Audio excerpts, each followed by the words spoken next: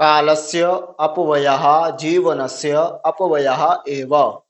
दोस्तों, समय की बर्बादी ही जीवन की बर्बादी होती है। इसलिए दोस्तों, समय का बिल्कुल भी आप दुरुपयोग ना करें। समय बहुत बलवान होता है। समय को हम समझें तो समय हमें जो है बहुत अच्छा इंसान बना सकता है। अगर हम समय बर्बाद करते हैं तो हमें बहुत बुरा इंसान बना सकता है। इसलिए दोस्तों, हमें समय की बहुत ज़्यादा आवश्यकता होती है, या हमें समय का ध्यान रखना चाहिए। नमस्कार दोस्तों, पुनः स्वागत है हमारे YouTube channel astrologer Ramakant Tiwari में। आज मैं आप सभी को बहुत अच्छे कार्यक्रम में उपस्थित हुआ हूं, और आज इस कार्यक्रम में मैं आपको राजयोग के बारे में जानकारी दूंगा। पूरी कुंडली के विस्तार पूर्वक मैं आप सभी को राजयोग किस तरीके से कुंडली में होता है, यदि आप कुंडली देखना चाहते हैं या सीख रहे हैं तो आपको यह वीडियो लास्ट तक अवश्य देखनी चाहिए। तो सर्वप्रथम हम बात करते हैं कुंडली पर, कि कुंडली में जो है 12 द्वादश भाव होते हैं और द्वादश ही राशि होती है। तो हमें द्वादश भाव की जानकारी भी होनी चाहिए, द्वादश राशि की भी जानकारी होनी चाहिए, और साथ साथ ही हमें ये भी पता होना चाहिए कि हमारा भावेश कौन सा ग्रह है, अर्थात भाव का स्वामी कौन सा ग्रह है। तो चलिए सर, अब हम जानते हैं राजयोग। जो हमारा आज का कार्यक्रम है वो है हमारा लग्नेश नवमेश से राजयोग, अर्थात लग्नेश और नवमेश से कैसे राजयोग बनता है।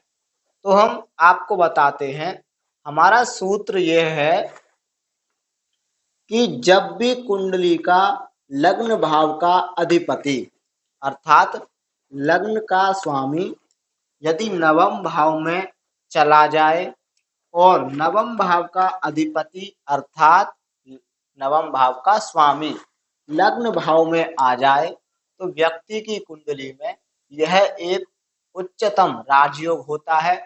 यह व्यक्ति बहुत बड़े कुल में जन्म लेने वाला, सोने के पालन में सोने वाला, या बहुत बड़े आलीशान बंगला में रहने वाला, करोड़पति घर के व्यक्ति के यहाँ जन्म लेता है।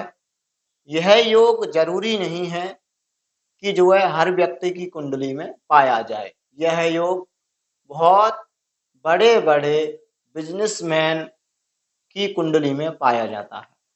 तो हम आपको बताते हैं, जैसा कि देखिए, जैसा कि यहाँ पर जो है लग्न में कर्क राशि है, मैं एक आपको जो है उदाहरण दे रहा हूँ, है ना। जरूरी नहीं है कि कर्क लग्न हो, वहां ये कह रहे हैं कि लग्न का स्वामी नवम भाव में चला जाए और नवम भाव का स्वामी लग्न में आ जाए, तब राजयोग बनता है ना। तो यहाँ पर जो है कर्क राशि है, और यहाँ पर हम मान लेते हैं सिंह राशि, ठीक है। अब यहाँ का स्वामी हुआ हमारा चंद्रमा। चंद्रमा को हमने यहाँ पर विराजमान कर दिया, और नवम भाव का स्वामी होता है हमारा सूर्य, जो हमने यहाँ पर विराजमान कर दिया। तो इस तरीके से यदि आपकी कुंडली में ऐसा योग बन रहा होगा, तब राजयोग आपकी कुंडली में होगा।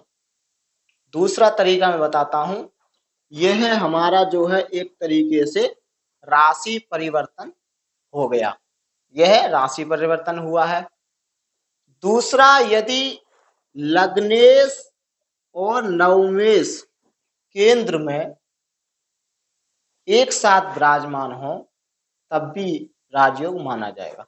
जैसे कि यहाँ का स्वामी जो है चंद्रमा है, और नवम भाव का स्वामी जो है सूर्य है, केंद्र में बैठे हुए हैं।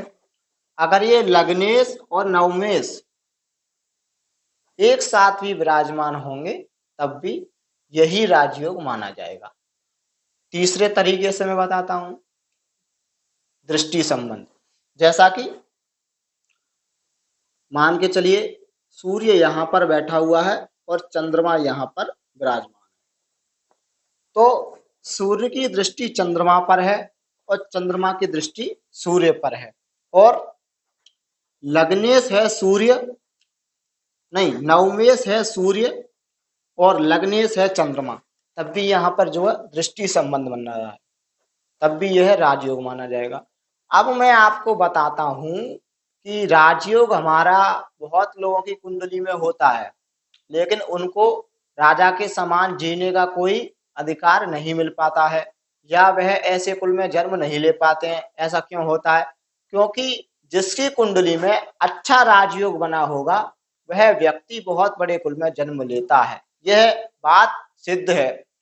वहीं पर हम बात करें कि राजयोग बहुत कुंडली में होता है, लेकिन मान के चलिए कि जो है यहाँ पर नवम भाव का सूर्य है और यहाँ पर जो है कर्क राशि ना मान करके हम तुला राशि मान रहे हैं, तो तुला राशि में जो है सूर्य नीच के हो गए, है ना, अपने कारक भाव में हो गए, अकेले बैठ गए, तो राजयोग कैसे घट जाएगा? वहीं पर लग्नेश है यहाँ पर जो है चंद्रमा, मान के चलिए चंद्रमा जो है कृष्ण पक्ष के हो गए, है ना, चंद्रमा कृष्ण पक्ष के हो गए, तो चंद्रमा जो है कमजोर हो गए, या मान लीजिए चंद्रमा पर जो है शनि की दृष्टि जा रही हो, शनि की जा रही हो या मंगल की जा रही हो या राहु की जा रही हो, तो यहां से किसकी दृष्टि जाएगी? शनि की। एक दो तीन, चंद्रमा पर जो है शनि की दृष्टि जा रही है, तो विष दोष बन गया।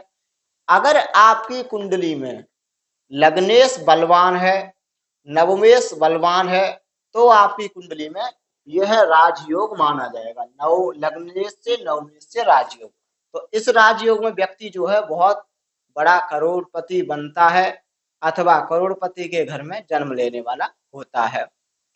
वहीं पर अगर आपका ग्रह शत्रु राशि में जा रहा है या पाप ग्रहों की दृष्टि जा रही है,